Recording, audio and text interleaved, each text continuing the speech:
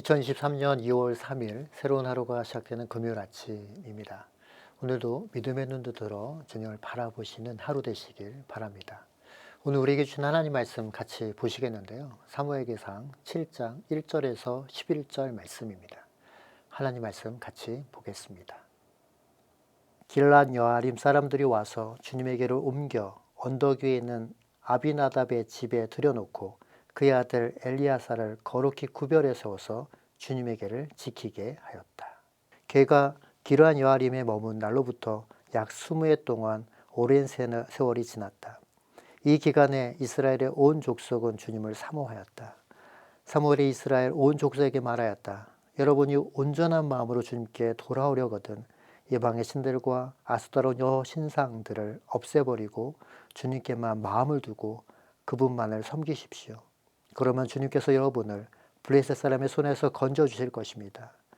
이 말을 듣고 이스라엘 자손이 바알과 아스타롯 신상들을 없애버리고 주님만을 섬겼다. 그때 사무엘이 이스라엘 사람들을 모두 미스바로 모이게 하였다. 그들의 죄를 용서하여 달라고 주님께 기도를 드리려는 것이었다. 그들은 미스바에 모여서 물을 길어다가 그것을 제물로 삼아 주님 앞에 쏟아붓고 그날 종일 금식하였다.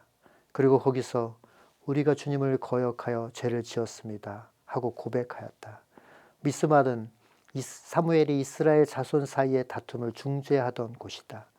이스라엘 자손이 미스바에 모였다는 소식이 블레셋 사람에게 들어가니 블레셋 통치자들이 이스라엘을 치려고 올라왔다. 이스라엘 자손은 그 소식을 듣고 블레셋 사람들을 두려워하였다. 그들이 사무엘에게 가서 주 우리의 하나님이 우리를 블레셋 사람의 손에서 건져내셔 주시도록 쉬지 말고 기도하여 주시기를 바랍니다 하고 간청하였다. 사무엘이 젖 먹는 어린 양을 한 마리 가져다가 주님께 온전한 제물로 바치고 이스라엘을 구원하여 달라고 주님께 부르짖으니 주님께서 그의 기도를 들어주셨다. 사무엘이 번제를 드리고 있을 때 블레셋 사람이 이스라엘과 싸우려고 다가왔다. 그러나 그때 주님께서 큰 천둥 소리를 일으켜 블레셋 사람을 당황하게 하셨으므로 그들이 이스라엘에게 패하였다. 이스라엘 사람이 미스바에서 나와서 블레셋 사람의 뱃갈 아래까지 뒤쫓으면서 무찔렀다. 오늘 말씀은 하나님의 법궤가 길랏 여아림에 있는 아비나답의 집에 20년 동안 머물러 있었다고 합니다. 그 시간은 오랜 시간이라고 또 덧붙여 설명하고 있지요. 그리고 이런 상황 속에서 이스라엘은 블레셋의 공격을 받게 됩니다. 3절 말씀 같이 보겠습니다. 사무엘이 이스라엘 온 족속에게 말하였다. 여러분이 온전한 마음으로 주님께 돌아오려거든 이방의 신들과 아스타롯 여신상들을 없애버리고 주님께만 마음을 두고 그분만을 섬기십시오. 그러면 주님께서 여러분을 블레셋 사람의 손에서 건져주실 것입니다. 영적 지도자였던 사무엘은 이스라엘 백성들에게 이렇게 얘기하고 있습니다. 우상을 버리고 하나님께만 마음을 두고 그분만 섬기면 이 어려움 속에서 그 하나님께서 우리를 건져주신다라고 설교하고 있지요. 사랑하는 성도 여러분, 그 시작은 바로 우상을 버리는 것입니다. 내가 주임 삼고 있는 것을 없애버리는 것이지요. 말씀을 듣고 그 말씀에 순종하는 것은 구체적인 행동으로 실천해야 하는 것입니다. 이것이 주님을 섬기는 삶의 출발점입니다. 둘째로 우리가 본문의 말씀을 통해서 알게 되는 것은 우상을 버리고 하나님만 섬기면 하나님이 책임진다라는 것을 경험할 수 있게 된다라고 말씀하시는 것이지요. 7절 말씀 확인해 보도록 하겠습니다. 이스라엘 자손이 미스바에 모였다는 소식이 블레셋 사람에게 들어가니 블레셋 통치자들이 이스라엘을 치려고 올라왔다. 이스라엘 자손은 그 소식을 듣고 블레셋 사람들을 두려워하였다.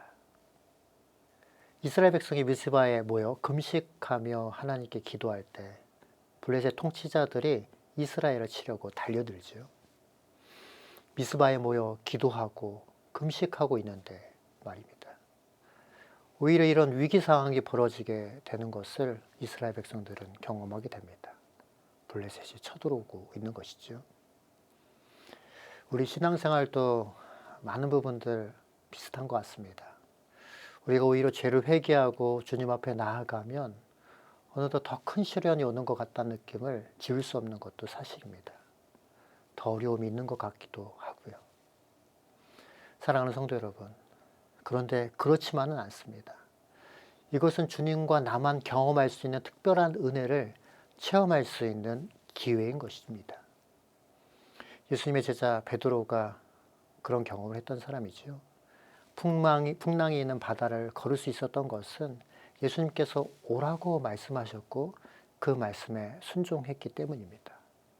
마태복음 14장 28절 29절에 그 말씀이 기록되어 있는데요. 이 말씀을 잠깐 찾아서 보도록 하겠습니다. 베드로가 예수께 말하였다. 주님, 주님이시면 나더러 물 위로 걸어서 주님께로 오라고 명령하십시오. 예수께서 오너라 하고 말씀하셨다. 베드로는 배에서 내려 물 위로 걸어서 예수께로 갔다. 물론 우리가 잘 아는 것처럼 베드로는 거센 바람과 풍랑을 보고 무서워서 물에 빠져들게 됩니다. 위험해지고 죽음의 공포를 느끼게 되죠. 사랑하는 성도 여러분, 괜찮습니다. 주의 말씀에 순종해서 내가 의지하고 있던 그 배에서 나오면 하나님만 의지하게 된 상황이 되는 것이지요. 그럴 때 하나님께서 우리를 책임지시는 그 경험을 할 수 있는 특권이 펼쳐지게 되는 것입니다. 베드로는 그 믿음의 고백을 통해 예수님만, 주님만 의지하는 그 자리로 갈 수 있었던 것입니다. 다시 본문의 말씀으로 돌아오도록 하겠습니다. 8절, 9절 말씀을 다시 한번 주목해서 보도록 하겠습니다. 그들이 사무엘에게 가서 주 우리의 하나님이 우리를 블레셋 사람의 손에서 건져내 주시도록 쉬지 말고 기도하여 주시기를 바랍니다 하고 간청하였다. 사무엘이 젖 먹는 어린 양을 한 마리 가져다가 주님께 온전한 제물로 바치고 이스라엘을 구원하여 달라고 주님께 부르짖으니 주님께서 그의 기도를 들어주셨다. 이스라엘 백성은 하나님께로 돌아가기로 작정하자마자 위기를 만나게 되었습니다. 그러나 이스라엘 백성은 하나님을 원망하지 않고 위기 속에서 하나님께 그 구원을 해달라고 호소하는, 하나님만 의지하는 그 자리로 나아가죠. 사랑하는 성도 여러분, 우리도 마찬가지입니다. 주님만 의지하고 달려가는데 오히려 위기를 더 많이 경험하게 되는 것 같은 느낌을 지울 수 없을 것입니다. 그런 느낌이 들 때가 있을 것입니다. 사랑하는 성도 여러분, 상황도 아니고 환경도 아닙니다. 주 안에 있는 우리에게는 딴 근심이 없는 것이지요. 우리의 삶이 늘 잔잔한 강 같든지 큰 풍파로 두렵고 어렵든지 내 영혼이 주 안에 있기에 참 평안한 것입니다. 말씀을 정리하면서 우리의 신앙생활이 시간이 지날수록 하나님을 더 사모하는 마음이 깊어지는 그 자리로 나아가기를 소원합니다.